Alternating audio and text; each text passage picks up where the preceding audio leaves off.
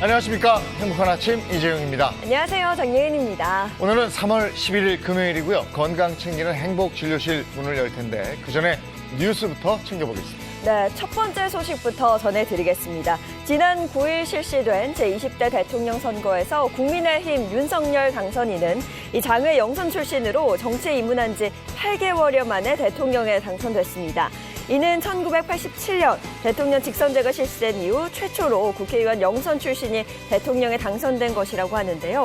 또한 이재명 민주당 후보와의 격차가 불과 0.73%포인트에 불과해 직선제 개헌 이후 가장 적은 표 차이로 당선된 역사상 최초의 검사 출신 대통령이라는 점에서 현대 정치사에 새로운 기록을 썼습니다. 당선 직후 오로지 국민만을 바라보고 모시겠다며 소감을 밝힌 윤석열 당선인은 임기가 시작되는 5월 10일까지 당선인 신분으로 인수위를 구성하고 내각 인선 등 새 정부 출범에 필요한 사전 작업을 수행할 계획을 밝혔습니다. 코로나19 확진자가 정점에 달하면서 지난 일주일 동안 1,200여 명의 사망자가 발생했습니다. 하지만 사망자가 늘어난 탓에 화장장에 자리가 없어서 5일장을 해야 하는 경우가 비일비재하다고 하는데요. 화장터를 구하지 못해 경기도에서 강원도로, 서울에서 세종 등으로 원정 화장을 떠나는 경우도 발생하고 있습니다. 실제로 서울 소재 대형 병원 6곳과 인근 화장장 5곳에 문의한 결과 이번 주 일요일까지 예약 가능한 곳은 한 곳도 없었다고 하는데 화장장을 구하기가 어려워지면서 장례식장도 부족한 실정입니다. 이에 장례업계와 보건당국은 화장장의 관리 책임이 있는 서울시 등 지자체에 일일 화장 능력을 확대해 줄 것을 촉구하고 있는 상황입니다. 네, 이번에 우크라이나 관련 소식입니다. 러시아의 우크라이나 침공 벌써 보름을 넘겼는데요. 지난 9일 러시아군은 우크라이나 남부 도시 마리우폴의 어린이 병원과 산부인과 병원을 공습한 것으로 알려졌습니다. 마리우폴 지방정부는 이 같은 무차별 폭격으로 최소 17명이 다쳤다고 파악했는데요. 우크라이나 정부는 민간인 통로 10곳 중 하르키우 등 7곳에서 아직 대피가 이루어지지 않았다며 러시아를 규탄하고 있는 상황입니다. 이런 가운데 영국 국방부는 러시아군이 TOS-1A 중화기를 이용해 폭탄 안에 여러 개 폭탄을 넣는 집속탄과 주변 산소를 한꺼번에 폭발시키는 열압력탄을 사용했다고 밝혔는데요.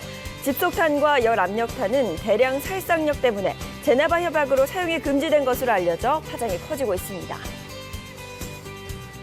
이어서 코로나19 현황입니다. 10일 0시 기준 신규 확진자는 32만 7,549명으로 누적 확진자 수는 553만 9천여 명입니다. 코로나19 백신 전국 1차 접종자는 총 4,488만여 명을 넘어섰고요. 2차 접종자는 4,440만여 명입니다. 또한 3차 추가 접종자는 3,191만여 명으로 집계됐습니다. 네, 이번엔 날씨 소식 전해드리겠습니다. 오늘은 계절의 시계가 앞서가면서 어제보다 날이 더 포근해질 것으로 보입니다. 다만 중서부 지역 곳곳과 남부 곳곳에는 미세먼지 농도가 짙게 나타나겠고요. 남부지방에는 작은 양의 빗방울도 떨어질 것으로 보입니다. 자세한 오늘 기온 살펴보시면 오늘 아침 최저 기온 영하 3도에서 10도, 한낮 최고 기온은 14도에서 20도 선이 예상됩니다. 포근한 봄 날씨 이어지겠지만 동쪽지역을 중심으로는 건조특보가 계속되고 있는 만큼 불씨 관리 철저히 해주셔야겠습니다. 3월 11일 금요일 행복한 아침 지금 시작합니다.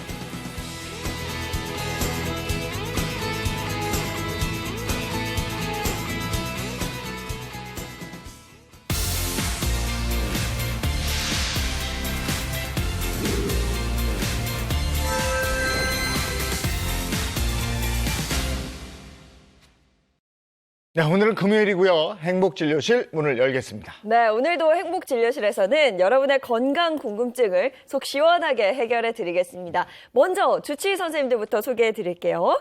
장민욱 신경과 교수, 모산 한의학 박사입니다. 반갑습니다. 안녕하세요. 어서 오세요. 차윤환 식품생명공학 박사, 이보은 요리연구가입니다. 어서 오세요. 안녕하세요. 반갑습니다. 네, 오늘 어떤 주제로 건강 챙겨볼지 먼저 힌트 보시죠. 이것으로 한 해 380 7만 명이 진료를 받는다. 와. 굉장히 많은 숫자인데 예. 제가 알기로는 서울의 인구수가 약 950여만 명으로 알고 네. 있는데 거의 절반이거든요. 이야. 저렇게 많은 사람들이 그 고통을 받는 그게 통증이라 그러면 네. 감기 그러니까. 아니면 뭐 그렇죠. 두통, 신경통 뭐 요런 계통의 질환 아닐까요? 글쎄. 꽤 많은 분들이 고통을 받고 있는 네. 질환 과연 무엇일지 두 번째 힌트로 더 유추해 보겠습니다. 오, 통증 점수. 통증 7점이에요. 근데 이게 굉장히 높은 거 아니에요? 이게 8점 이후로는 일상생활 불가 이렇게 표시돼 있는데 7점이면 엄청난 통증일 텐데. 아니 근데 뭐 1번 힌트 봤을 때는 많이 걸리니까 뭐 감기 뭐 이런 건 줄 알았는데 통증이 거의 불가능할 정도의 7이니까 네. 야 이거 도통 모르겠는데 이거. 네. 통증이면 대상포진 이런 거 아닐까요? 대상포진이 아프지 어떻게 않아. 300만 명씩이나 나와요. 그렇죠. 아니 400만 면역력 명 떨어지면 가까운. 나올 수도 있죠. 아, 의견이 분분한데요. 과연 오늘의 주제는 무엇일지 바로 공개하겠습니다. 네, 행복진료실 오늘의 주제는요. 평생 쓰는 관절 수명을 늘려라입니다. 관절 관련된 얘기예요. 관절염. 근데 이게 흔하게 앓는 질환이라서 네. 이게 통증이 7이나 되고 이걸로 병원을 찾는 분들이 이렇게 많고 야 이게 이 정도입니까? 저도 몰랐어요. 근데 생각해 보면은요, 우리 엄마들은 조금 아픈 거 가지고 병원 잘 안 가거든요. 네. 근데 이렇게 나이 들어서 걷기도 힘들 정도의 통증이면 얼마나 아픈 건지 상상이 안 가요. 그렇겠다. 네. 그렇죠. 관절염도 종류가 많잖아요. 네. 어쨌든 뼈와 뼈가 만나는 사이를 지탱해 주는 게 관절이고 이 관절이 어떤 원인에 의해서든 염증이라든지 또는 조직의 손상이 있었을 때 통증이 발생하는 것. 그걸 그냥 관절염이라고 쉽게 말할 수 있는데 앞서서 통증 지수가 나왔죠. 우리가 이제 비주얼 아날로그 스케일. 그래서 바스라고 부르는데 이 바스 스케일에서 보면은 점수가 거의 7점에 육박하게 나왔죠. 보시면 출산 점수가 8점 정도라고 표시를 해놨어요. 그러면 관절염 좀 세게 겪으시는 분들은 출산의 고통에 버금갈 정도의 통증을 느낀다는 건데 이게 우리나라 65세 이상의 퇴행성 관절염 환자의 통증 점수 조사했더니 평균적으로 7점을 얘기하셨다는 거예요. 그만큼 아프다는 겁니다. 네. 저는 아직 출산을 안 해봤잖아요. 근데 친구들 얘기 들어보면 그 만화 중에 무슨 피카츄 100만 볼트 그거에 내가 맞으면 이런 맞아, 느낌일까 이렇게 표현을 하더라고요. 네. 그 정도로 고통스럽다는 건데 근데 출산은 뭐 하면 끝인데 네. 관절 관련된 통증은 끝나는 게 아니잖아요. 그렇죠. 맞습니다. 관절염으로 인해서 이게 완치가 되면 좋은데 관절염 완치가 없어요. 그래서 암에 이어서 대표적으로 우리 삶의 질을 떨어뜨리는 질환 2위에 꼽혀 있고요. 거기다가 앞으로 걸리지 않았으면 하는 걱정되는 질환 2위에도 선정이 돼 있습니다. 우리 한 통계를 보면 2012년도에 우리 수명은 80.87세, 2018년도엔 82.7세로 평균 수명은 늘었는데 건강 수명은요 65.7세에서 64.4세로 낮아졌다고 합니다. 그만큼 아픈 기간이 길어진 거예요. 근데 이 건강 수명을 좌지우지하는 게 바로 이 관절 건강이었거든요. 왜냐하면 관절염이 생기고 너무 아프면 뭐 내가 동작 같은 거 잘 못하니까 할 수가 없죠, 네, 사실. 삶의 질이 떨어지고 우울증이 찾아오기 마련이에요. 그렇기 때문에 평소 관절 건강을 잘 챙겨주시는 게 좋겠습니다. 네. 뭐 관절염 때문에 죽는 병은 아니니까 뭐 이렇게 생각하실 수도 있어요. 아픈 거 참고 말지, 약 먹고 말지. 그렇지 않습니다. 관절염이 생기면 일상생활 능력이 떨어지기 때문에 심폐기능이 약화될 수 있는데 실제로 관절염을 앓고 계시는 분들이 심장병으로 사망할 확률이 일반인보다 16% 정도 높다는 결과도 있었거든요. 증상이 악화되면 뼈와 뼈가 만나는 관절 부위가 변형되기가 쉽고 이것 때문에 일상생활이 안 되면 뭐 심장병뿐만 아니라 지금 모 원장님 말씀하신 대로 우울증까지도 생길 수가 있는데요. 그런 연구도 있었습니다.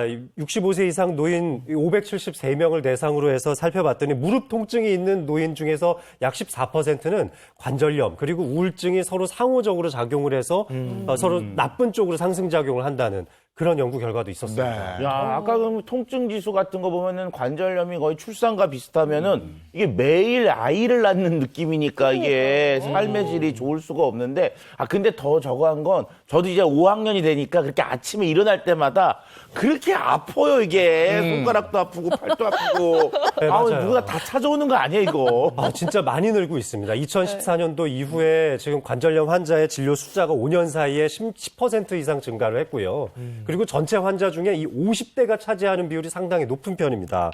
50대가 약 118만 명으로 23% 정도 차지하니까 통계상으로 살펴보면 이 50대를 기준으로 해서 그 이상 연령으로 가면 확 늘어나는 그런 수치를 보여주고 있거든요.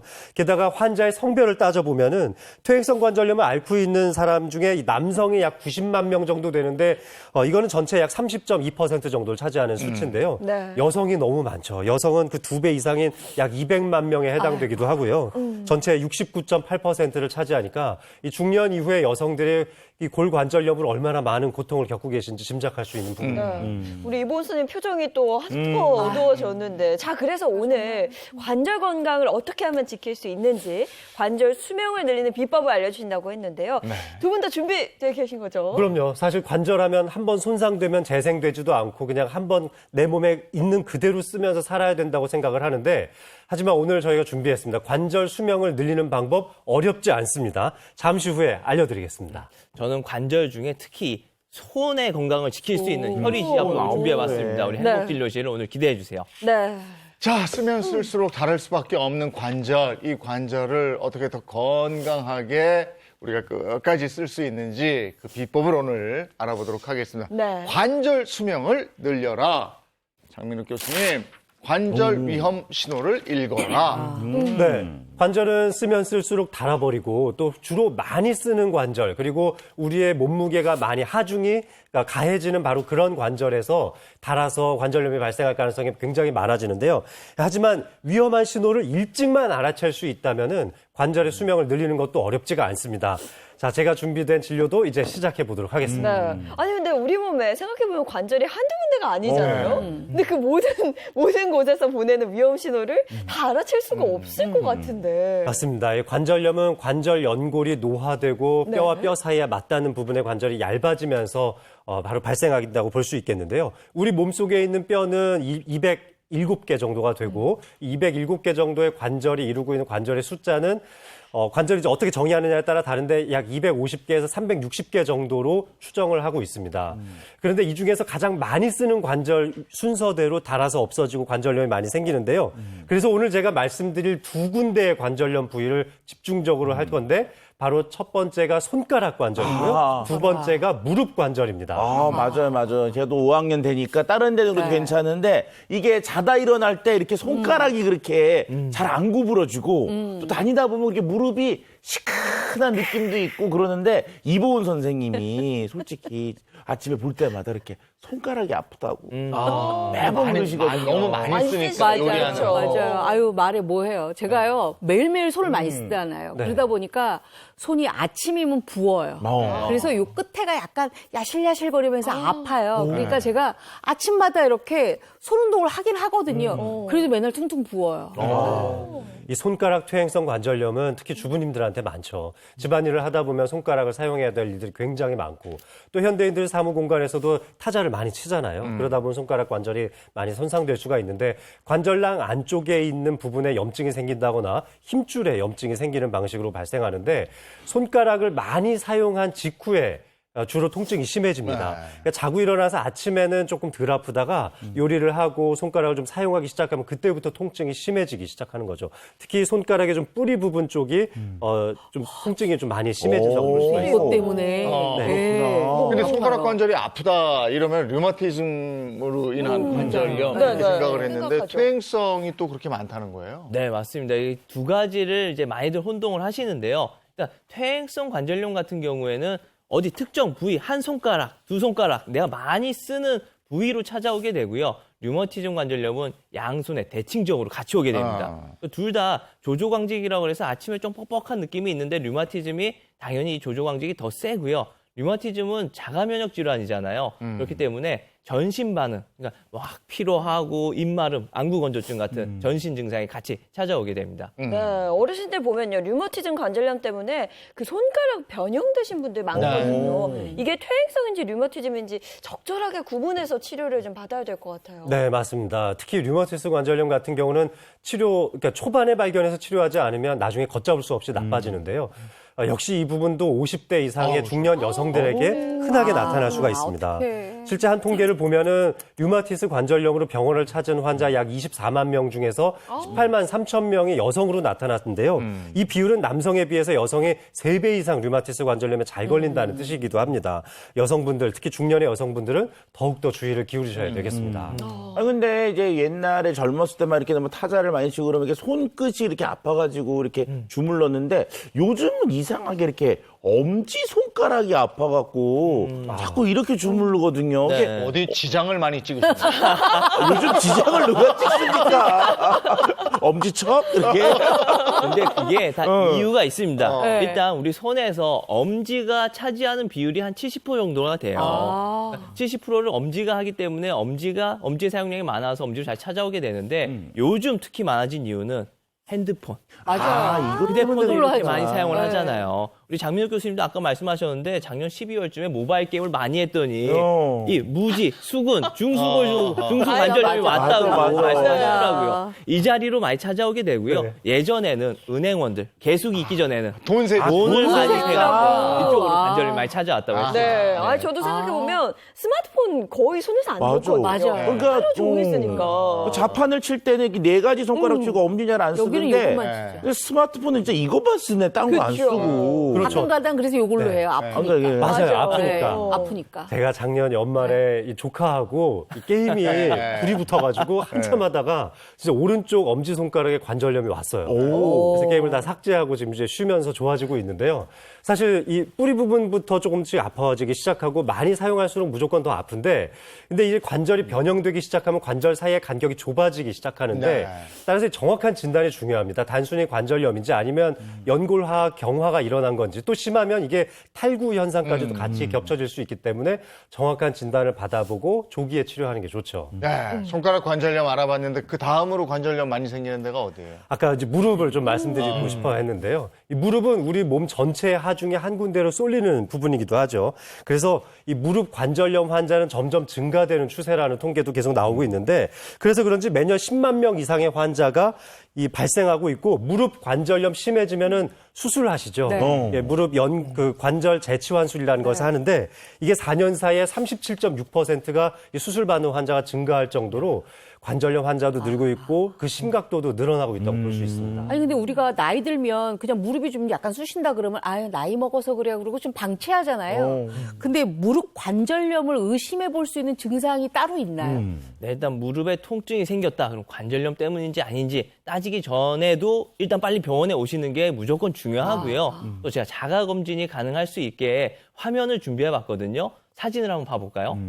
3가지 사진이 있어요. 1번, 2번, 3번. 저 중에 어떤 게 이제 무릎 관절염으로 인한 야, 어렵다. 어려운데요? 네. 1번인가? 1번인 것 같기도 하고요. 무릎이 많이 부었어요. 그래? 1번, 3번? 네. 저도 정답은 1번.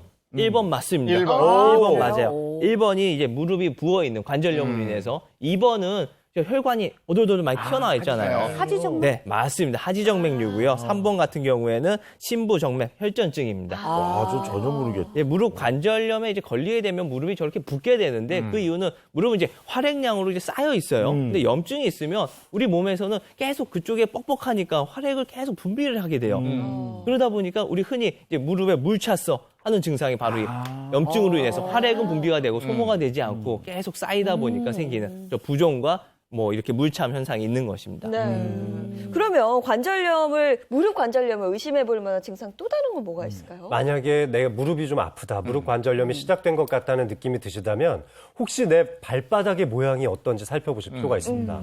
발바닥은 지면에 닿을 때 아치를 형성하고 있죠. 이 아치가 무너졌는지를 확인하셔야 되는데 아치가 잘 형성되어 있으면 발바닥이 땅바닥에 닿을 때 아치로 인해서 전체적으로 이 무게가 분산되는 효과를 가지기 때문에 발목이나 무릎 관절의 하중이 많이 줄어드는 편입니다. 그런데 보통 우리가 평발이라고 하죠. 아치가 무너져 있는 발의 형태는 이 체중이 분산되지 않기 때문에 발에 피로감이 심하고 추진력을 얻기도 상당히 어렵습니다. 조금만 걸어도 피로감이 느껴지고 무릎 관절염도 훨씬 더 빨리 생길 수가 있거든요. 그렇군요. 그러면 어떤 신발이 그 발의 아치 형태를 유지하는 데 좀 도움을 주는 거예요? 어떤 신발이냐? 네. 자, 신발 고르는 방법도 제가 좀 준비를 해봤는데요. 예님 씨께서 한번 도와주시겠어요? 저랑 저쪽에 그럼, 네, 신발들을 좀 준비했는데 같이 이동해 볼게요. 네. 저는 오늘 굉장히 편안한 운동화를 신고 나왔거든요. 네. 예님 씨는 역시 오늘도 저는 힐을 신었어요. 하이힐을 신고 나오셨네요. 네. 여성분들이 즐겨 신는 신발들을 지금 여기 6가지 종류를 전시를 해놨습니다. 네.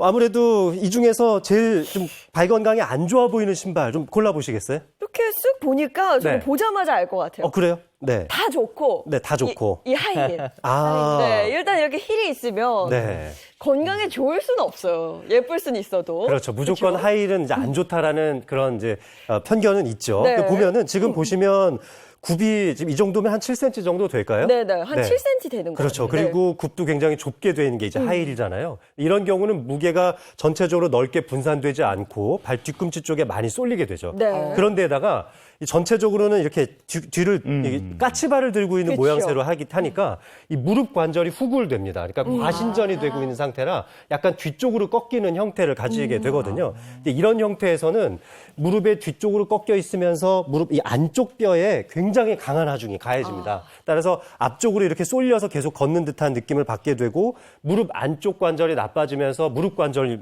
아주 많이 일으킬 수가 있죠. 네. 자, 그런데 말이죠. 네. 이런 하이힐 말고 다른 종류의 하이힐도 있잖아요. 아, 앞에 굽이 좀 있거나. 그렇죠. 혹은 통굽이거나. 통굽. 네. 통굽을 준비했습니다. 바로 이런 신발의 형태가 네. 어느 정도 뒤에도 굽이 있는 형태지만 통굽이 있는 하이힐이라고 할 수가 있죠. 그래서 이 통굽으로 되어 있기 때문에 뒤쪽으로도 무게가 전반적으로 분산되는 편이고 지금 이 앞에도 제가 만져보면은 여기 안쪽에 깔창이 꽤 살짝 있어요. 네. 두꺼워요. 네. 그래서 이런 종류의 신발이라면 무게가 잘 분산되고 뒷굽과 앞굽의 높이 차이가 네. 3cm가 채 나지 않습니다. 이런 게 좋은 하이힐, 좋은 신발이라고 볼 수가 네. 있어요. 저는 사실 서 있으면 네. 살짝 불편하긴 해요. 네네. 체중이 앞으로 쏠려 있고 보시면 제가 네. 제 키 차이 한번 보세요. 이제 내려오시는 건가요? 내려올 건데요. 네. 이렇게 힐을 벗으면 네. 쑥 내려와요. 오. 이렇게 계속 발목 네, 펴져 네, 있다가 네. 이 정도 내려오거든요. 네. 너무 정답. 많이 내려오네. 근데 그만큼 지금 공중에 이렇게 많이 부양되어 있는 상태에서 계속 발의 앞쪽 끝부분에 엄청난 하중이 실리게 되는 거니까 네. 무릎에도 발목에도 다 안 좋다고 볼 수 있습니다. 그러면 이어서 뭐 좀 많이 신으시는 신발 중에 아마 여름철 되면 스니커즈 같은 거, 또 운동화 같은 걸 많이 신으실 텐데요. 이건 자, 발 요게 편한, 이제 그렇죠. 편한 신발 아니에요? 그렇죠. 대부분 이게 이제 편한 신발이라고 생각들을 하지만 이런 종류의 스니커즈는 이게 만져보시면은 네. 대단히 굽이 딱딱합니다. 오. 네, 어머, 앞뒤에 진짜. 거의 네. 차이가 없을 정도로 굉장히 딱딱하죠. 그리고 좀 얇은 편이기도 하고요. 네. 이런 경우에는 이 충격을 흡수해주지 못하기 때문에 무리가 많이 가는데요. 네. 자, 그런데 제가 지금 신고 있는 이런 굽이 좀 도톰하고 푹신푹신한 운동화라든지 아니면 여기 지금 준비해놓은 이런 운동화는 한눈에 보기에도 좀 말랑말랑해 보이죠. 네. 네, 이렇게 손으로 눌러도 꾹꾹 들어가는 게 보일 정도로 아주 말랑말랑한데 이렇게 전반적으로 충격을 흡수해 줄 수 있는 굽이 말랑말랑한 재질의 운동화를 선택하시는 것이 발 건강에 중요합니다. 네. 그리고 이것이 무릎에서도 하중 분산이 가능하기 때문에 무릎 건강에도 좋죠. 네. 게다가 이제 겨울철에 또 많이들 아마 신으셨을 것 같은데 이런 것도 하나씩 있으시죠? 왜냐면 네. 이게 굉장히 말랑말랑해요. 아. 굽도 아. 말랑말랑하고 네, 신발 맞아요. 자체도 그래서 네. 편하다는 인식이 좀 있거든요. 아, 그렇죠. 저도 이제 여름에는 진료실에서는 이런 털신을 좀 신고 있기도 했었는데 이게 보시면 굉장히 이렇게 변형이 잘 돼요. 네. 굉장히 말랑말랑한데 말랑말랑해요. 이게 발의 전반적인 모양을 잡아주지 못하기 때문에 역시 앞으로 이 디디면서 걸을 때에 이 발의 모양을 잡아주지 못해서 무게 분산이 안 됩니다. 네. 건강에 좋지가 않고요. 이런 슬리퍼 형태. 여름에 또 이런 거 많이 신으시죠? 이게 네. 뒷굽이 없으니까 발가락에 힘을 꽉 주고 걸어야 맞아요. 되거든요. 맞아요. 이것도 좋은 신발이라고 할 수 없습니다. 그래서 단거리 정도만 이동할 때에만 이런 신발들을 이용하시고 또 이런 털신들은 실내에서만 신으시는 것을 추천드리고 싶네요. 네. 네. 어떤 신발이 우리 발 건강에 좀 도움을 줄 수 있는지 네. 장민호 교수님과 함께 짚어봤습니다. 네, 고맙습니다. 네, 고맙습니다. 네, 고맙습니다. 아, 진짜 저 통굽 같은 경우는 아까도 얘기하셨지만 네. 공중부양으로 다니는 맞아. 하이힐은 정말 공중부양이에요. 네. 발 모양도 모양이고 발의 저 편리함을 위해서라도 네. 좀 편안한 신발을 신는 게 맞습니다. 중요합니다. 네. 자, 이번엔 신통방통 모 선생님 팔사혈 자극법? 네. 팔사혈? 한방 치료에 모든 것을 알려드리는 신통방통 한방 진료실 이제 진료 시작해 보겠습니다. 오늘은 이제 팔사혈. 저는 손 건강에 대해서 말씀드린다고 손. 그랬잖아요. 네, 손. 우리 팔사혈 같은 경우에는 이제 8가지, 이제 요 8구멍인데 사기가 이쪽에 모인다 그래가지고 팔사혈이라고 얘기를 붙였고요. 이 자리만 잘 풀어줘도 우리 이보은 선생님처럼 네. 손 많이 쓰시는 분들 아침에 손 저리고 부었을 때 빨리 그 붓기와 저림을 없앨 수가 있거든요. 그래서 오늘은 특별히 네. 항상 우리 한방진료실, 우리 행복진료실에 있어서 차윤환 교수님 빼놓을 수 없었는데 네, 네. 오늘만큼은 이제 초진이십니다. 아. 이보은 선생님의 초진이셨군요. 아유. 제가 또 VIP를 또 등극하나요? 여기가 병이에요, 병이. 이보은 선생님을 모시고 네. 이보은 선생님과 한번 얘기를 나눠보도록 네. 할게요. 그래요? 네네. 아유, 저야 좋죠. 아니 손이 맨날 이렇게 저리고 맞아. 하시니까. 맨날 저리니까 네. 저는 요리하는 너무 분들 좋아요. 손이 다 아파요. 네. 맞습니다. 조리하시는 분들 특히 보면 손에 압력이 많이 갈 수밖에 없는 게 일단 맞아요. 칼질할 때.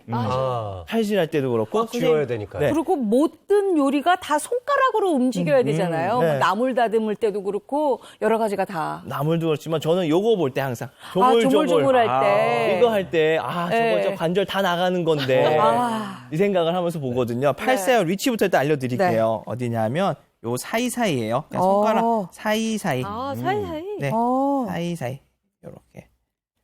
아, 요 사이사이 자리가 양쪽에 8개라고. 8개이기 때문에 네. 한 손에 오, 4개씩 한 손에 네 있으니까 개씩. 팔사혈입니다. 네. 아침에 딱 일어났을 때 네. 아까 또 차이남 박사님도 말씀하셨지만 네, 네. 벌써 막 뻑뻑해 맞아요, 이렇게 이런 분들 많잖아요. 맞아요. 이때 억지로 손을 또 움직이시면 안 돼요. 안 오히려 돼요. 손상이 옵니다. 그러니까 뭐 이렇게 찜질 하시는 분들도 있고 살짝 푸는 분들도 있는데 가장 좋은 방법은요. 네. 양손 깍지를 끼고요. 깍지를 네, 이렇게. 이렇게 하는 건데 이렇게 시키면 우리 어머님들이 아니 아침에 네. 뻑뻑해서 되지 않는다니까 이게 꼭 하세요. 아. 그러면 할 수 있는 방법. 뭐 볼펜 같은 걸로 사이사이 눌러줘도 좋지만 볼펜도 없잖아요. 그럼 네. 한 손 한 손씩 한 이렇게 손씩. 교차로 볼펜을 이런 이렇게 식으로 맞습니다. 이렇게 아 이렇게. 이렇게 교차로. 맞아요. 자꾸 이렇게 그 자리가 자극만 되면 돼요. 이렇게. 네, 요 자리들. 아, 선생님, 이렇게. 누르는 것도 힘들잖아요. 그러니까 네. 양손 교차로. 교차로. 교차로 이렇게. 서로 부딪히게.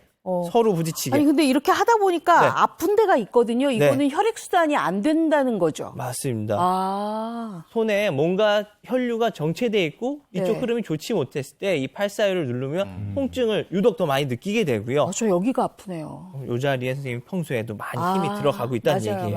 맞아요. 이 자리가. 어. 그리고 이 팔사혈이 좋은 게 이 자체만으로도 혈액순환을 좀 좋게 해주니까요. 네. 아침에 혈압 올랐을 때 말초 혈액순환이 순간 좋아지면서 혈압을 낮추는데도 일정 부분 좀 기여를 하고 심장이나 폐 건강에도 도움이 되니까요. 평소 요 팔사혈 지압법 많이 해주시는 게 도움이 될 것 같습니다. 네. 아주 좋아요. 네. 시원하시죠? 시원합니다. 이번 네. 선생님? 아침마다 이거 꼭 여기서 해야 해봐도 되겠어요. 시원하네. 네. 아, 모 선생님 잘 배워봤습니다. 네. 고맙습니다. 고맙습니다. 네. 아, 팔사혈 작업이에요, 이게. 예. 야. 어렵지 아니, 이거 않아서. 내가 할 수 있으니까. 네. 근데 저는 사실 이렇게 등산하다 한번 넘어져가지고요.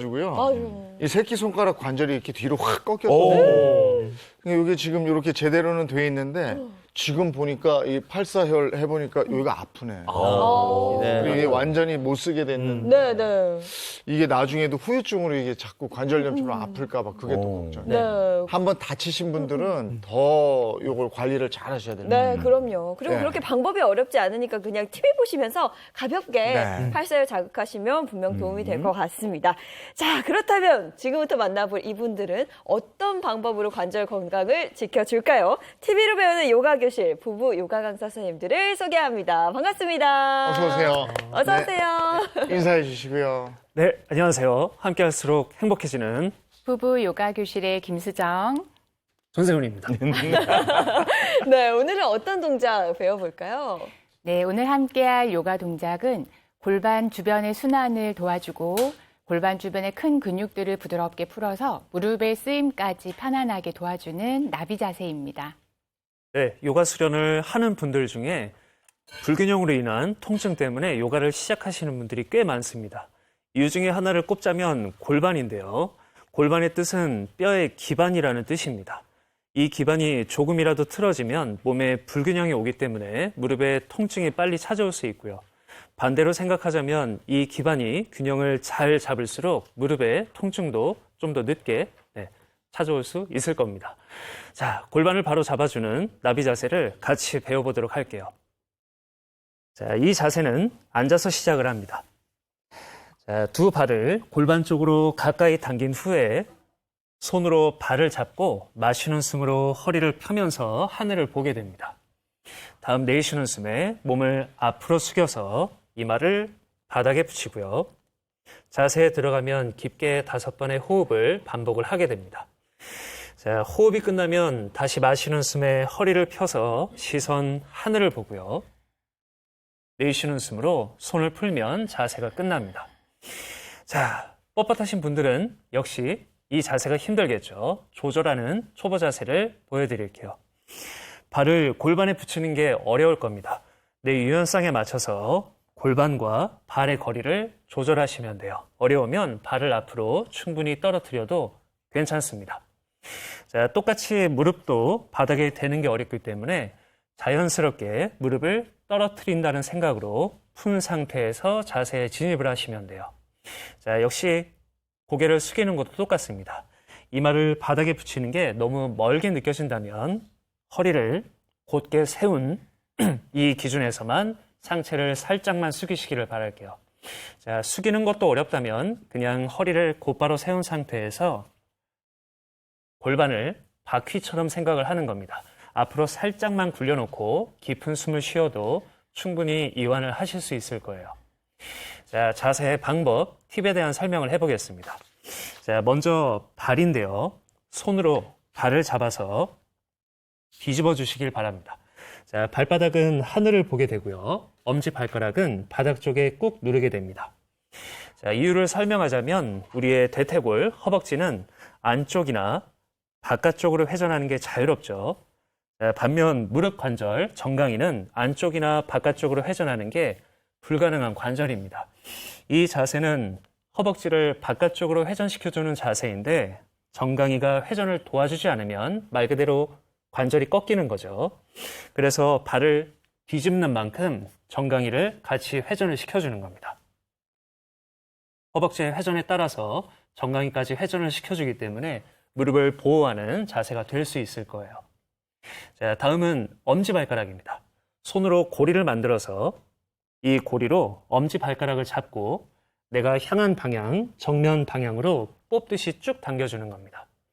자, 자세를 옆에서 보면 몸을 앞으로 숙였기 때문에 뒤에 있는 엉덩이, 좌골이 하늘로 뜨는 경우가 있는데요.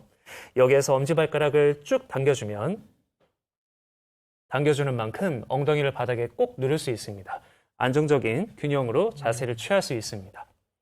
자, 다음은 뒤꿈치인데요. 뒤꿈치를 가운데로 꽉 조여주기를 바랍니다. 물론 팔꿈치로 무릎을 바닥에 꼭 누르면 무릎을 더 벌릴 수 있기는 하지만 어깨가 라운드가 되기 때문에 새우등이 되기가 쉬워요. 그래서 팔꿈치는 그냥 옆구리에 붙여놓고 자세에서 뒤꿈치를 꽉 조이면 그 힘으로 무릎을 바닥으로 내릴 수 있을 겁니다. 자, 마지막으로 허리입니다. 쭉 펴주시길 바랍니다. 자, 정렬이 되는 만큼 깊은 숨을 자유롭게 쉬실 수 있을 거예요. 자, 설명은 여기까지고요. 와이프님의 구령에 맞춰서 같이 자세를 연습해 보도록 하겠습니다. 자, 편안하게 앉은 상태에서 바로 준비해 보겠습니다. 무릎을 좌우로 열어서 발바닥끼리 합장을 해주고 조금 힘이 든다면 발을 골반에서부터 멀리 둡니다. 편안하다면 편한 만큼은 발을 골반 가까이로 가지고 올게요. 자, 손으로 발날을 잡아서 바깥쪽으로 열고 무릎을 편안하게 바닥으로 내려놓고 자, 엄지, 검지, 손가락 원을 만들어서 엄지발가락 고리 걸어 잡고 준비를 할게요. 코로 숨을 들여 마시며 등을 판판하게 펴고 코로 숨을 내쉬며 이 골반을 앞쪽으로 기울여서 상체 너무 굽어지지 않을 때까지만 내려가도록 합니다. 지금 앞쪽의 무게로 인해서 떠오르는 엉덩이는 발가락을 앞쪽으로 당겨주면서 반대 힘으로 바닥으로 꾹 눌러보세요. 양발 뒤꿈치 서로 밀어내면서 무릎을 조금 더 바닥으로 내려놓고 호흡하면서 골반 주변의 자극, 허벅지, 무릎까지 느껴보도록 합니다. 숨 한 번 코로 깊게 들여 마시고 코를 통해서 가늘고 길게 내쉬어줍니다. 동작에서 돌아올 때 숨 마시며 상체를 그대로 일으켜줍니다. 숨 내쉴 때 양손도 풀고 골반의 긴장도 다 풀어낼게요. 인사하고 마무리하겠습니다. 네, 오늘의 자세는 여기까지입니다. 보통 관절을 소모품이라고 하죠. 이 소모품을 잘 가꾸어줄 수 있는 수련을 자주 해보시길 바랍니다. 인사하겠습니다. 합장한 손을 이마에 붙이고 고개 숙일게요. 나마스테. 나마스테. 나마스테. 네, 두 아이고, 분 고맙습니다. 잘 네. 배워봤습니다. 네, 마음이 편안해지는 요가 시간이었습니다. 네. 오늘 관절 건강에 대한 얘기 나누고 있습니다. 이번에는 뭐가 있을까요? 이본 선생님, 장수 밥상입니다. 네. 관절 건강을 지키려면요, 딱 이거 두 가지만 알고 계시면 됩니다. 일단은 가장 열량이 낮고, 그다음에 염증을 줄이는 식단인데요. 제가 그래서 오늘 선택한 재료가 있습니다. 바로 연어입니다. 이 연어가요, 풍부한 오메가3 지방산이 있을 뿐만 아니라 열량이 낮고 몸의 염증을 억제하는 효능이 있다고 합니다. 그래서 제가 오늘 비타민 D가 굉장히 풍부한 그래서 뼈 관절에도 아주 좋은 이 연어를 준비를 했습니다. 네. 저는 보통 연어를 간장에 콕 찍어 먹거든요. 그럼 오늘도 뭐 연어와 간장의 조화인가요? 간장의 조화가 아니고요. 네. 오늘은 참깨와의 조화입니다. 예, 참깨가요, 이 고소한 맛도 굉장히 일품이지만 항염증 효과가 있다고 합니다. 그래서 오늘 관절 수명을 연장시키는 레시피에는 아주 딱 안성맞춤일 것 같아서 이 장수밥상에서 준비를 했거든요. 바로 참깨 소스에 콕 연어 채소구이입니다. 네, 참깨 소스와 연어구이의 만남입니다. 정말 기대되는데요. 관절 수명 늘릴 수 있는 맛있는 비법 지금부터 바로 보도록 하겠습니다. 장수밥상 시작합니다.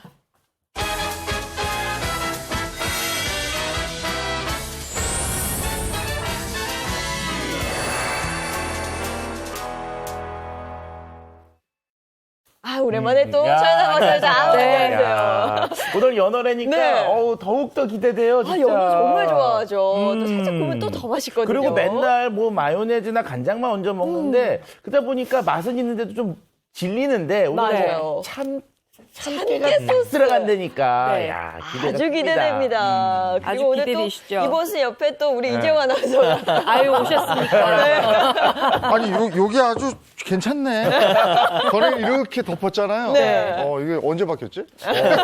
제가 지난번 그거 하다가 안 채워져갖고요. 네. 그걸로 바꿔달라고 했습니다. 불편하실 것 같아서 바꿨어요. 딱 네. 좋으시네요. 여기 네. 마스크 쓰시고요.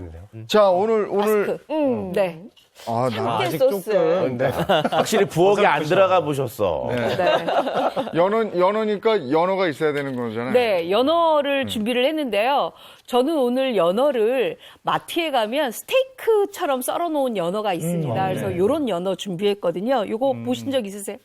이게 근데 연어를 통째로 쓰는 게 아니고 네. 이렇게 딱 부위별로만 딱 가져올 수 있어서 좋네요. 네. 네. 확실히 시장과 마트를 안 다니시는 게 이제 티가 나는 게요. 요새 마트에 가잖아요. 그럼 네. 횟감용 연어가 따로 있고 이렇게 스테이크용, 또 조림용 연어가 이렇게 다 부위별로 나눠서 있거든요. 네. 그래서 저는 오늘 연어를 스테이크용으로 준비를 했습니다. 네. 근데 요거는 색깔이 네. 다 이렇게 불그스름하니까 네, 네. 다 싱싱해 보이는데 어떻게 골라요? 연어 같은 경우에는요, 일단은 이렇게 그 자른 상태가 네. 아주 그 붉은빛에 아주 진한 색깔이 나야 되고요. 그다음에 요렇게 손질해 놓은 지 금방인 것을 구입하시는 게 좋습니다. 그리고 요게 약간 썰어 놓은 지 오래되잖아요. 그러면 요게 약간 연한 색으로 좀 변하거든요. 그래서 그것도 좀 생각해 보시고요. 그다음에 이렇게 누르면은 사실 혼나죠. 혼나요. 그렇지만 탄력이 있나를 조금 봐주시는 게 좋습니다. 그래서 요거 꼭 요렇게 준비를 하시는데 일단 연어는 손질이 가장 중요하거든요. 요 뒤쪽에 보면 비닐이 있습니다. 요 비닐막을 다 제거를 해주시는데 요새는 다 손질하는 데서 이렇게 다 제거를 해주세요. 그러니까 깨끗하게 편해야죠. 씻기만 하면 돼요. 네. 그리고 연어가 워낙 기름 성분이 조금 많거든요. 기름기가. 그러니까 종이 타올로 좀 말끔하게 겉면을 좀 닦아주시는 게 좋습니다. 자, 이제 좀 썰어볼까요? 저는 요거 밑간하지 않아요? 밑간 해야죠. 소금으로? 네, 근데 저는요 썰고 나서 밑간 할 거예요. 썰고. 네, 왜냐하면 지금 통째로 밑간 하잖아요. 그러면 어느 쪽에는 간이 배이고 어느 쪽에는 또 간이 안 배이고 그래서 이렇게 다 썰어놓고 그 다음에 이제 밑간을 할 생각이에요. 큼직큼직한 거 좋아하시죠? 네네. 네, 그럼 크게 제가 썰어드릴게요. 예전에 이거 처음 먹어봤을 때 빨간 고기 신기했어요. 맞아요. 어렸을 때 맛있어가지고. 네. 이 연어는 이게 살짝 구워도 맛있기 때문에 이렇게 네. 두꺼운 부위는 두꺼운 부위대로 또 얇으면 얇은 대로 이렇게 사방 2cm에서 야. 3cm로 이렇게 큼직큼직하게 썰어주시는 게 좋습니다. 네. 그리고 이렇게 두께감이 있어야 나중에 연어가 구웠을 때 부서지질 않아요. 지금 굉장히 탄력이 좋거든요. 네, 네. 자, 그러면 이제 밑간을 할 건데요. 그래서 어떤 밑간을 하냐면요. 일단 저는 국간장 조금 준비합니다. 그리고 요거 맛술이에요. 약간 비린맛 있을 수 있으니까. 그리고 요거 준비합니다. 요거 바로 무가당 버터인데요. 네. 아니, 무가당 버터가 무염 버터인데요. 무염 버터. 무염 버터를 준비한 이유는 간이 너무 센 가염 버터를 하면 나중에 짜질 수가 있기 때문에 무염 버터를 넣어주면 요거 보세요. 연어가요 굉장히 부드럽게 코팅이 되면서 나중에 이거 익혀질 때 굉장히 부드럽습니다. 녹인 그리고- 버터를 넣는다는 게 네, 특이하네. 그렇죠. 자, 이렇게 해서 좀 넣어주세요. 음. 자, 이렇게 해서 이제 준비를 해주시고요. 그 다음에는 이 연어구이가 연어만 있으면 조금 느끼할 수 있으니까 저는 꼭 여기에다가 채소를 같이 넣거든요. 채소는 어떤 거 넣냐면 요 앞에 지금 제가 준비를 했는데요. 일단 방울토마토 먼저 준비하시고요. 그 다음에 파프리카, 그 다음에 대파, 마늘 이런 거 다 준비하시는데 제가 일단 장갑을 하나 끼고 저는 특이하게 오늘 여기다가 애호박을 넣습니다. 네, 애호박이 굉장히 단맛도 많이 나지만 이게 또 구워놨을 때 굉장히 풍미가 좋거든요. 이렇게 해서 요 큼직큼직하게 이렇게 썰어주세요. 오늘 포인트는 다 큼직큼직하게 것 같아요. 네. 그렇죠. 그래서 스케일이 이렇게 좋아요. 도톰도톰하게 이렇게 썰어주세요. 오. 애호박도 싱싱하다 옆에서. 네. 애호박 네. 자른 거 보니까 꼭 파프리카하고 너무 비슷하게 생겼어요. 그렇죠. 근데 오늘 제가 파프리카도 넣을 거예요. 오. 자, 요것도 이렇게 넣어주시고요. 자, 그러고 나서 파프리카도 이렇게 썰어서 크게 준비를 해주세요. 오. 빨간 파프리카, 노란 파프리카 색깔별로 있으면 훨씬 더 좋고요. 예뻐요. 그다음에 구워 먹었을 때 훨씬 더 영양이 좋다는 방울토마토. 그다음에 마늘. 그리고 요 대파도 그냥 굽지 마시고 이렇게 칼집을 넣어서 구워주시면 훨씬 더 단맛도 많이 나고 금방 구워지겠죠. 네. 그리고 요거 양파도 이렇게 있습니다. 근데 요거를 이제 볼에다가 좀 제가 담을 거예요. 다 이렇게 큼직큼직하게 하니까 그러니까. 바베큐 할 것 같아. 맞아요. 느낌이. 바베큐도 맛있겠는데, 구워서? 살짝 바베큐 맛이 조금 나기는 해요. 아, 그래요? 네. 이렇게 해서 요것도 이렇게 넣고요. 그리고 방울토마토 넣고요. 구하기 또 힘든 마늘 재료도 넣고요. 없어요. 그러면요. 보니까. 그냥 집에 그렇죠. 있는 거예요. 네. 네. 오. 만약에 집에 파프리카 없고 피망 있다, 피망 넣으셔도 괜찮아요. 네. 자, 이렇게 다 됐으면 이제 여기다가 그냥 구우면 아무래도 조금 싱겁잖아요. 그래서 밑간을 하는데 소금하고요. 조금도 살짝 넣으시면 채소에 네, 아주 조금만 넣어요. 왜냐하면 네. 채집에서 나오는 단맛이 있기 때문에 조금만 넣고요. 그다음에 요 후추 조금 갈은 것도 살짝 넣어주세요. 채소에다 맛을 내네. 네, 하시는구나. 자, 그리고 요거 뭔지 아세요? 그거 뭐예요? 아, 이거 바질이구나. 네, 요거 바질이에요. 이거 향이 아주 좋네요. 네, 여기 생바질인데요. 이 생바질을 이렇게 좀 다졌어요. 다져서 이렇게 채소에다 좀 이렇게 뿌려주시면 돼요. 나 이거 바질을 이렇게 해가지고 빵에다가 이렇게 발라먹으면 맛있더라고요. 네, 요즘 바질 바질- 페스토. 네. 네, 네. 분들도 많아요, 그래서 집에서. 요것도 이렇게 구워주시는데 이제부터 시작을 할 건데요. 일단 불을 켜놓고요. 네. 불을 세게 좀 켜놓으세요. 이미 맛있네요. 그쵸. 맛이 없을 수가 그냥- 없네, 지금. 저렇게를 먹을 수 있겠는데. 네. 채소만 이렇게 해서 먹어도 되죠. 네. 요거를 제가 이렇게 현미유를 약간 두르고 요거를 구울 동안에 채소 한 가지를 더 손질할 거예요. 네. 야, 이게 구우니까 뭐 바베큐 맛이 나겠네요, 진짜. 근데 현미유는 향이 좀 다른가요? 현미유는요, 향은 비슷한데, 약간 일반적인 뭐 카놀라유, 포도씨유도 좋은데, 저는 부드럽기가 채즙과 어울리는 게 현미유더라고요. 그래서 일부러 요걸 넣었거든요. 네. 자, 요거를 구운 다음에, 그 다음에 이제 연어를 구울 건데, 그 전에 제가 지금 이쪽에다 물을 좀 끓이고 있거든요. 왜냐하면, 이 브로콜리를 할 건데, 브로콜리를 데칠 건데, 네. 보통은 브로콜리를 이렇게 송이만 데치잖아요. 꽃송이만. 근데 저는 줄기까지 이렇게 같이 데칩니다. 네. 이거 뒤적거리지 않아도 돼요? 네, 뒤적거리셔도 돼요. 스킬 나오시는데요. 네. 어디서 일 좀 해보시는 그러니까. 사람인데요. 스냅 좋습니다. 네. 저러다 하나 튀어나가면 혼나는데. 어찌나 조심을 했던지. 야. 근데 저런 거 많이 해도 이렇게 손목 그래요? 맞아요. 손목 분할 주고는 오겠다. 맞아. 자, 이렇게 굽고 있을 때 저는 옆에 요 브로콜리를 물에다가 살짝 브로콜리를 끓는 물에. 살짝 이렇게 데쳐서요. 네. 요거는 나중에 구울 거니까 아주 살짝만 데치시면 돼요. 찬물에 퐁당. 아, 그냥 뭐 담갔다 빼시는 그러니까. 정도인데요, 그렇죠? 네, 오늘은 그냥 넣었다만 전체- 빼면 돼요. 오. 오늘은 전체적으로 지중해 풍이에요. 맞아요. 그렇죠? 자, 요렇게 해서 그냥 구울 때 같이 넣으세요. 같이 구워주시면 돼요. 자, 그러면 요거가 이제 맛있게 구워져야 되거든요. 자, 그럼 이렇게 맛있게 구워질 때 우리가 해야 될 게 있어요. 바로 뭐냐 하면 참깨 소스를 만들어야 되거든요. 참깨 소스. 네. 잘하시는데요. 불안한 눈빛. 자, 여기에다가 참깨 소스는 바로 핸드블렌더로 바로 가를 거예요. 네. 뭘 넣을 거 하냐면 여기에다가 현미유, 오. 그다음에 참깨를 다 넣으세요. 그리고 오늘 뭐 넣었죠? 참깨잖아요. 그러니까 참기름. 어우, 고소하겠다.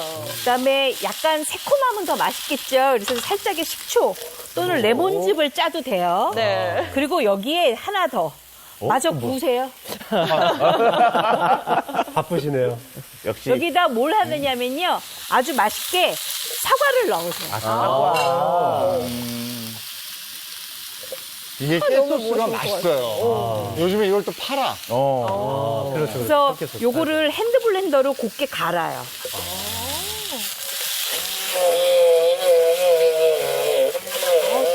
그러니까.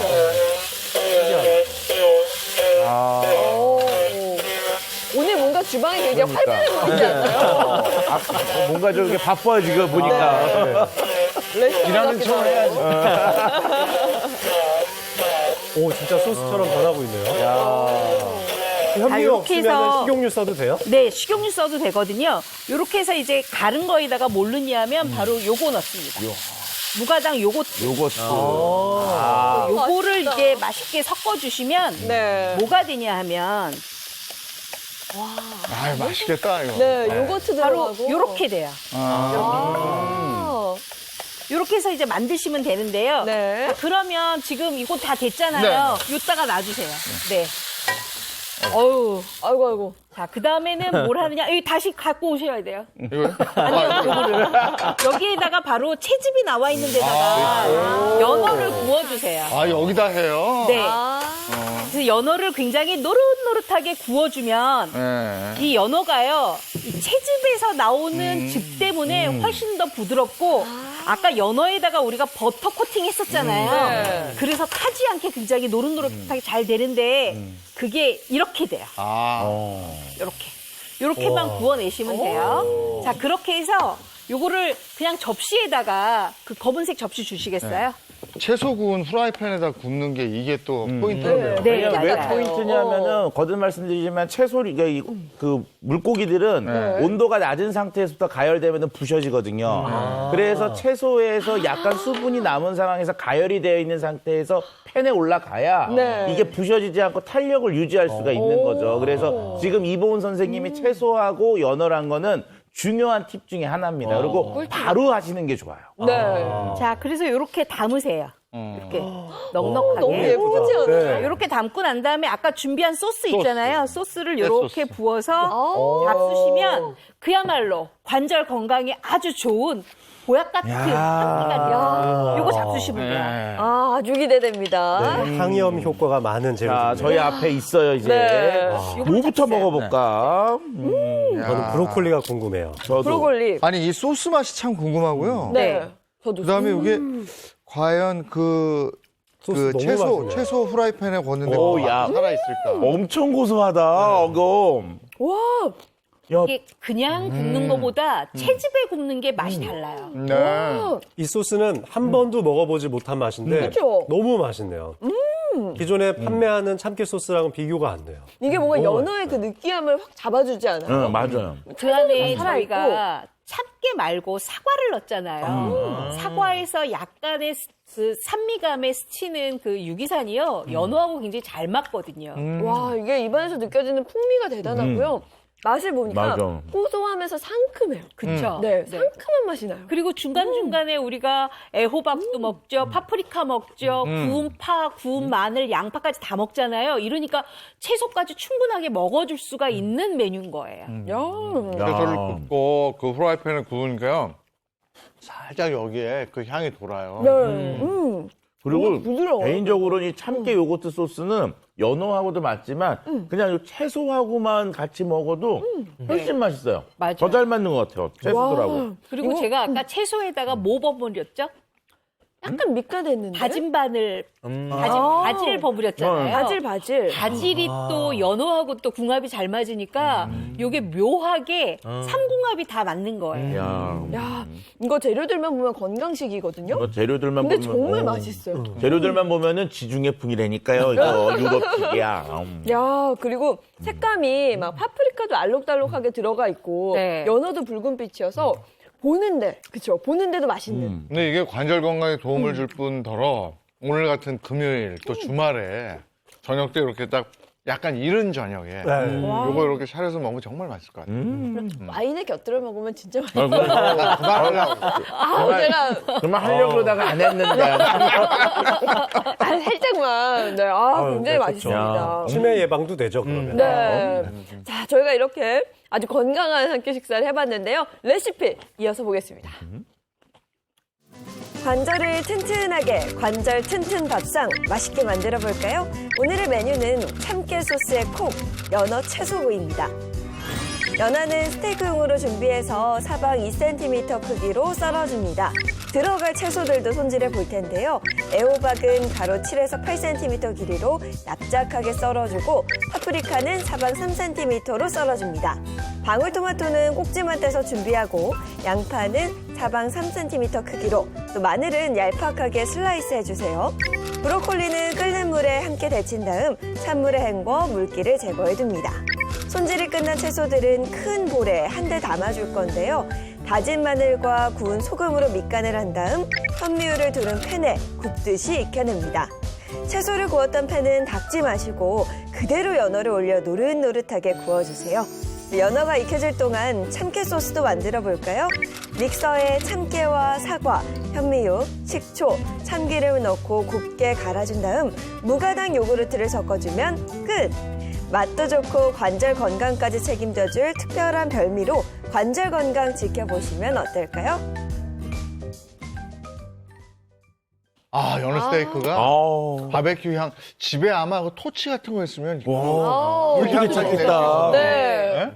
역시. 그럼 더 맛있고 주말에 이거 강추입니다. 네. 관절 건강 생각하면서 가족들하고 연어 어우 맛있어. 마치 고급 레스토랑에 와 있는 것 같은 느낌을 집에서 느끼실 수 있을 것 같아요. 네. 자, 이번에 차윤환 박사님. 예, 우리가 지금 관절 얘기라고 했는데 관절이 한 번 다치면 다시 회복이 안 되거든요. 그래서 미리미리 예방하고 아끼는 게 중요한데 오늘은 이 관절 건강을 이것으로 잘 지킨 분에 대한 이야기를 먼저 하려고 합니다. 먼저 영상으로 보고 오시죠.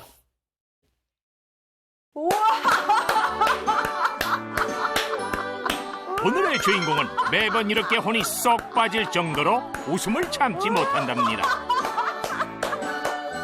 웃음소리가 집 밖까지 다 들리더라고요.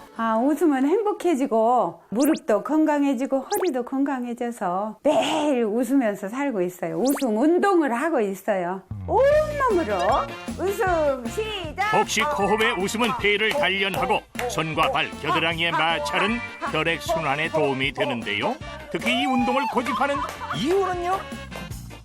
제가 옛날에 무릎이 퇴행성 관절염으로 많이 안 좋았었거든요. 그래서 무릎에 무리가 안 가는 운동을 찾아보니까 웃음치료 운동이 무리가 안 가고 그래서 막 열심히 하다 보니까 좋아져 버렸어요.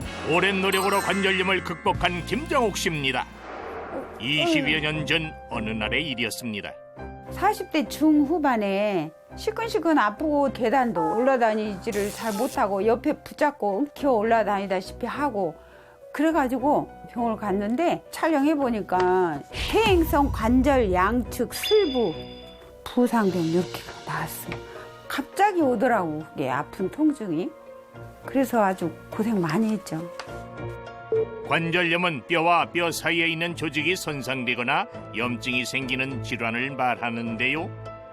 관절염은 우리 몸에 있는 모든 관절에서 생길 수 있습니다. 무릎, 고관절, 그리고 손 순으로 많이 발생하고 있습니다. 퇴행성 관절염은 우리가 흔히 이야기하는 관절염으로 노화가 진행되면서 주로 발생하는 것을 퇴행성 관절염이라고 부르고, 활동력이 떨어지기 때문에 비만이나 골 감소증에 의해서 당뇨나 대사성 질환, 우울감이라든지 사회적인 고립감 또한 느끼시는 분들도 생길 수 있습니다. 물론 주인공도 마찬가지였는데요. 관절염을 극복할 수 있었던 건강 비법을 찾기까진 말이죠. 제가 운동하려고요. 바로 요게 그 비법 재료라고 합니다. 가져오신 건가요? 무릎이 아프면 이렇게 운동을 잘 안 하게 되잖아요. 그런데 안 하면 무릎 관절이 더욱더 태화된대요. 그래서 제가 하는 운동법이 있어서 잠깐 소개해 드리려고요. 하나, 둘. 방법은 간단합니다. 동그란 공을 발바닥에 놓고 이렇게 굴리기만 하면 끝. 공이 하중을 분산해 관절에 큰 영향을 주지 않고 재활 운동이 가능한데요. 한편 물을 가득 채운 페트병도 훌륭한 운동 도구입니다. 허벅지 아래에 두고 앞뒤로 살살 굴리면 허벅지를 강화하는 데 도움이 되는데요. 집에서 버리는 페트병이나 이 공으로 집에서 간단히 해도 병원에서 하는 것만큼 효과가 좋아서 집에서 하는 운동이에요. 건강을 지키기 위해 주인공에게 보물보다 더 귀한 존재도 있습니다. 직접 해서 저장해둔 음식 재료들인데요. 이거는 말린 쑥이고요.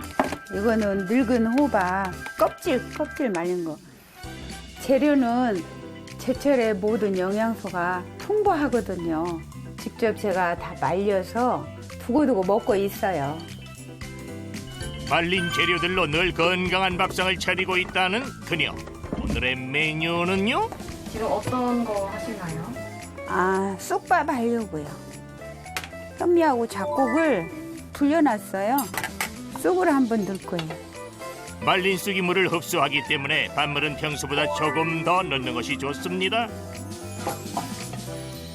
쑥밥을 먹으면 이 몸을 따뜻하게 해주니까 자주 해먹으려고 하고 있어요. 여기에 특별히 많이 찾는 음식 재료도 추천합니다.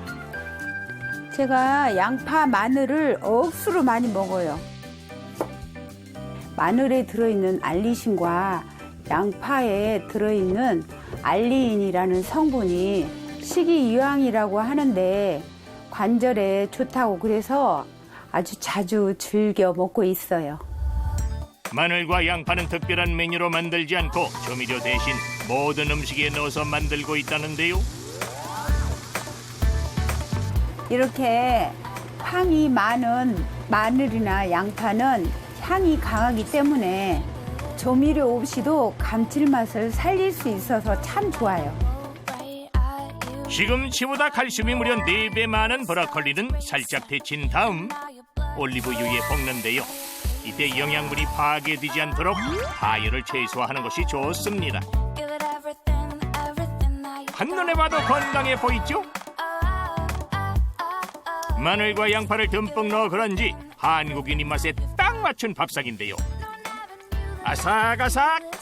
신선함은 물론 감칠맛까지 느낄 수 있어 먹으면 먹을수록 미소가 지어집니다.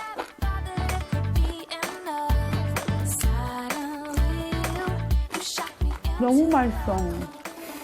환상이야, 환상. 이렇게 해서 드세요? 네, 항상 야채 위주로 음식을 많이 해서 챙겨서 먹고 있어요. 그런데 부족한 게 있을 수 있으니까 챙겨 먹는 게 있어요, 제가. 관절 건강을 위해 그녀가 매일 챙겨 먹는다는 거요? 이게 바로 아까 그 양파와 마늘에 들어있는 영양분을 모아서 만든 MSM이라고 해요. MSM이란 순수한 황해 산소가 결합한 식이유황으로 관절에 도움이 되는 것으로 여러 연구를 통해 밝혀졌는데요. 관절염이 발생하는 경우 초기 무릎이나 관절의 통증을 느낄 때 운동을 통해서 주위에 있는 근육을 강화시켜서 더 이상 진행하지 않게끔 예방을 하고 체중 조절을 하는 것이 굉장히 중요하다고 생각할 수 있습니다. 이처럼 관절 건강을 위해 열심인 그녀는 다짐 또 다짐합니다. 무릎에 좋은 음식들을 신경 써서 먹고 항상 긍정적으로 웃음 운동 열심히 하면서 웃고 살고 행복하게 살면 건강하리라고 믿어요. 건강을 지키기 위한 그녀의 노력은 오늘도 계속됩니다. 예, 활기를 되찾은 모습이 참 보기 좋습니다. 그 비방은 뭘까요? 네. MSM. 예, MSM 그러니까 좀 이름이 좀 생소하시죠. 네. 이게 일개 실질적으로 화학 용어고 그걸 약자로 또 한 거거든요. 그래서 풀네임을 보면은 MSM, 메틸 설포닐 메텐 이렇게 해가지고 뭐 탄소와 산소와 그다음에 황이 결합되어 있는 굉장히 단순한 화학 물질 중에 하나입니다. 자, 그런데 이 MSM이 발견된 거는요. 1930년대거든요. 그게 1950년대부터 통증 환자에게 사용한 제이콥 박사로부터 알려지기 시작을 했는데 그 제이콥 박사가 환자들에게 사용한 임상 기록들을 가지고 책을 만들어서 MSM의 기적이라는 책을 출간하면서 알려졌습니다. 자, 미국의 영양의학자인 칼 파이퍼 박사는요. 20세기가 비타민의 시대였다면 21세기는 MSM의 시대가 될 것이다라고 했을 정도로 올해 어떻게 보면 21세기 이 관절과 관련돼서 중요한 그런 이제 소재 중에 하나로 알려지고 있습니다. 자, 그런데 MSM 그러니까 좀 말이 어렵잖아요. 네. 요거 우리나라 말로 하면 좀 쉬워요. 식이유황입니다. 유황오리 할 수 때 유황. 있는 유황이라는 얘기잖아요. 그렇죠. 그러면 우리가 유황오리 딱 생각이 나는데 맞아요. 그 유황이 같은 유황이에요? 그렇죠. 우리가 실질적으로 유황은요, 먹으면 안 돼요. 독성이 강하거든요. 그런데 그게 몸에 좋은 건 아니까 우리 선조들이 어떻게 했느냐. 유황을 오리한테 먹여. 그러면 오리가 그거의 독성을 빼서 유황 오리가 되잖아요. 그럼 그 오리를 먹음으로써 우리가 유황을 섭취하게 했는데 이거는 옛날이고 네. 지금은 과학적으로 유황과 그다음에 산소를 결합시켜서 그 독소를 많이 줄이게 됩니다. 그리고 흡수율도 올린 게 그게 바로 오늘 얘기한 MSM 성분이라고 보시면 되겠습니다. 그러니까 유황 자체는 독성이 강해서 사람이 직접적으로 섭취할 수가 없는데 정제를 해서 먹을 수 있게 만든 게 바로 MSM이라는 거고. 정답. 네. 그런데 궁금한 게 이 정제를 통해서 독성을 낮추면서까지 황을 섭취해야 될 특별한 이유가 있는 거예요? 우리 몸에 꼭 필요한 영양소 앞에 필수라는 말을 붙이죠. 필수 지방산, 필수 아미노산. 미네랄도 마찬가지입니다. 필수 미네랄을 7가지 정도로 분류하고 있는데 그중에 이 황 성분은 각종 장기나 기관의 기능 수행을 하는 데에도 중요한 역할을 할 뿐만 아니라 우리 몸에서 피부나 근육, 뼈, 손발톱이나 머리카락을 구성하는 주요 성분이기도 합니다. 그래서 이 미국에서는 수십 년 전부터 또 진통 목적으로 이 황을 사용하기도 했었는데요. 우리가 일상적으로 임상에서 많이 사용하고 있는 항생제죠. 페니실린, 그리고 당뇨병 치료제로 쓰고 있는 톨부타마이드, 그리고 또 뿐만 아니라 피부병 치료제로 설파민도 많이 사용하고 있는데 여기에도 모두 다 유황 성분이 들어 있습니다. 또 황은 우리 선조분들도요, 오래전부터 소독이나 염증 치료에 많이 사용을 했고요. 동의보감에 보면 오래된 족치를 없애주고 근골을 튼튼하게 한다. 또 본초경을 보면은 사람이 유황만 먹을 수 있다고 그러면 병 없이 오래 살 수 있을 것이다 라고 기록이 되어 있습니다. 근데 우리가 먹는 식품 중에는 유황이 들어가 있는 게 없어요? 아니요, 황이 들어간 식품들이 있는데 문제는 섭취량이 좀 부족하다는 면이 있기 때문에 섭취할 필요성이 있습니다. MSM의 하루 권장량 같은 경우는 1,500mg에서 2,000mg인데요. 우리가 식사를 통해서 섭취하는 하루 평균 섭취량은 정말 작아요. 25에서 30mg 밖에 되지 않습니다. 왜냐하면 식품에 들어있는 함량들이 굉장히 낮거든요. 네. 마늘이 좀 많이 들어있는데 5ppm, 우유가 3.3에서 8.2ppm, 그다음에 커피가 1.6ppm. 커피에도 들어있구나. 자, 토마토 0.86ppm, 맥주 0.14ppm 들어있거든요. 맥주에도 있네. 우리가 어금니 깨물고 마늘을 한 5kg 먹으면 어느 정도 먹느냐? 그냥 뭐 황 한 5mg 조금 더 먹는 정도니까 이게 좀 굉장히 적다고 할 수가 있죠. 아니 우리가 이렇게 먹을 수 있는 식품에도 들어있다 그래서 저는 그냥 안심을 했는데 식품 섭취만으로는 온전한 황을 적당량 먹긴 좀 어렵죠. 힘드네요. 그리고 네. 그거 먹다 보면은 배 아파요. 너무 많아서. 아, 그래요? 네. 하긴 마늘을 그만큼이나 먹어줘야 되잖아요. 오. 네, 또 유황은 신체 조직을 만드는 아미노산의 일부인데 메티오닌, 시스테인, 시스틴 이런 필수 아미노산에 이제 황이 일부분 함유가 되어 있습니다. 근데 이 중에 메티오닌 같은 경우에서는 신체에 합성이 되질 않아요. 그래서 꼭 식품을 통해 섭취를 해야 되는데 요즘 힘들어진 이유가 토양의 질이 좀 나빠지고 대기 오염 등으로 인해서 사실 동물들이 이걸 먹고 우리가 걔를 섭취를 우리 필수 아미노산을 채우게 되는데 황을 근데 요즘은 그게 다 깨진 거예요. 맞아요. 네, 그러다 보니까 식품으로 공급받는 유황의 양도 극히 적어졌고 또 조리하는 과정에서 이게 많이 날아간다고 합니다. 야, 저는 보니까 젊었을 때 황을 이미 많이 먹었네요. 그래요? 맥주 1000cc. 1kg 맥주에 황이 있는데.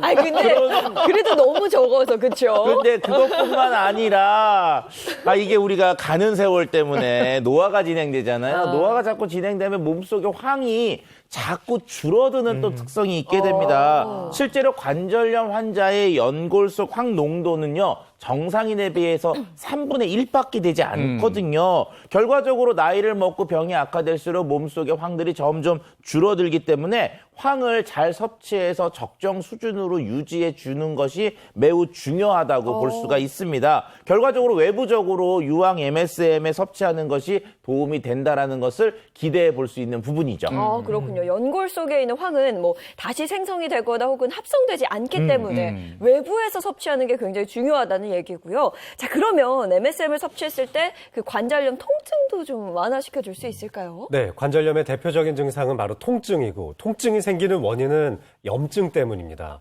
염증이 발생한 부위에서 발생되는 염증성 사이토카인이 통증을 유발할 수 있는 이 신호 전달 체계를 활성화시키거든요.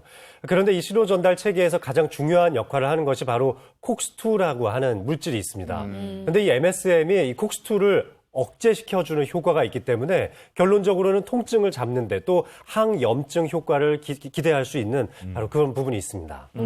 우리가 이제 관절염 환자 같은 경우 아까도 말씀드린 것처럼 통증이 굉장히 심하잖아요. 근데 이 MSM이 관절염 환자들의 통증에 어떤 영향을 주는지에 대한 연구가 진행이 됐습니다. 무릎 통증이 있는 40에서 90세를 대상으로 50명을 상대로 MSM을 3g씩 하루 2번씩 먹였어요. 그리고 12주 동안을 섭취하게 한 후 변화를 봤는데요. 통증 지수는 42에서 34로 감소했고요. 뻣뻣함 46에서 36, 그다음에 강직도도 39에서 33으로 감소한 것을 확인할 수 있었다고 합니다. 또 아울러 허리 통증이 있는 환자들에게도 실험을 좀 진행했는데요. 요통으로 물리치료나 진통제 치료를 받았지만 효과가 없는 환자들을 대상으로 MSM을 12주간 섭취하게 했습니다. 그랬더니 통증 점수와 경직도가 모두 낮아지는 것을 확인할 수 있었다고 합니다. 네, 지금 제 앞에 이 MSM 분말이 준비가 되어 있거든요. 맡아보니까 향은 없어요. 향은 없고 보시면 그냥 약간 소금?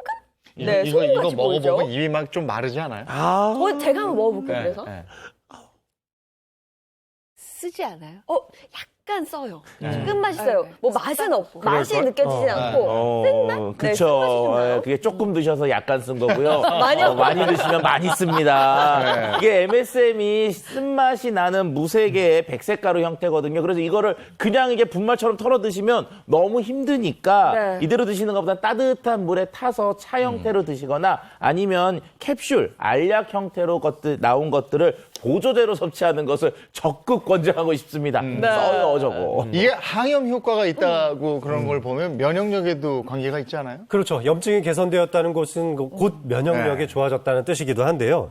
이 MSM이 면역력을 개선시켰다는 연구 결과도 있었습니다. 우리가 이제 만성 알레르기성 비염하면 이제 염증성 질환의 끝판왕이라고 할 수가 있는데 이 알레르기성 비염 환자 50명을 대상으로 30일간 MSM을 섭취를 시켰더니 열흘 정도 되었을 때 가려움증이나 숨가쁨 현상이나 기침 등의 증상들이 개선되기 시작했고 섭취를 중단하고 나서 3주가 지날 때까지도 비염 증상이 개선되는 것을 확인했었다고 합니다. 네, 그러면 MSM의 또 다른 효능은 어떤 게 있을까요? 자, 일단 MSM은요, 항산화 효과가 있는데요. 글루타티온이라는 항산화 물질을 생성해서 강력한 항산화제의 역할을 하게 됩니다. 글루타티온은요, 자외선으로 생긴 산화 스트레스를 억제하고요. 피부 건강에 중요한 역할을 할 뿐만 아니라 MSM의 황성분이 콜라겐 수치를 정상적으로 유지시켜서 피부의 탄력과 주름 방지에도 효과를 줄 수가 있습니다.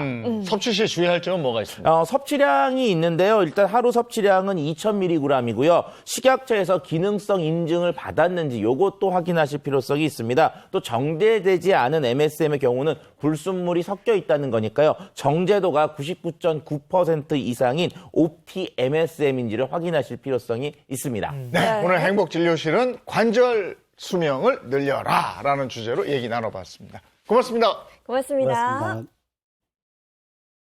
이번 주는 유독 빨리 간 것 같네요. 우리 손으로 대통령을 뽑았더니 바로 금요일 됐어요. 그러니까요. 이번은 좀 유독 빠르게 지나갔다 저도 느꼈는데요. 네. 주말도 잘 보내시고 저희는 다음 주 월요일 아침 7시 30분에 더 알찬 소식 가지고 돌아오겠습니다. 행복한 아침, 행복한 하루, 그리고 행복한 주말 보내십시오. 고맙습니다. 고맙습니다.